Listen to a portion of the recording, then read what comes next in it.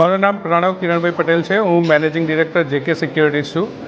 આજે અમે લોકો જેકે સિક્યોરિટીઝના 30 વર્ષ પૂરા થઈ રહ્યા છે એના સેલિબ્રેશન માટે અમારી ટીમ જોડે અમે લોકો એક સેલિબ્રેશનનો આયોજન કર્યો છે। અમારી એન્યુઅલ કોન્ક્લેવ રાખી છે, જેમાં વિશેષ મહાનુભાવોને બોલાવીને અમારી ટીમમાંથી બી જે લોકોએ સારું કામ કર્યું છે એ લોકોને એવોર્ડ આપીને અમે એ લોકોને સન્માન આપવાના છે।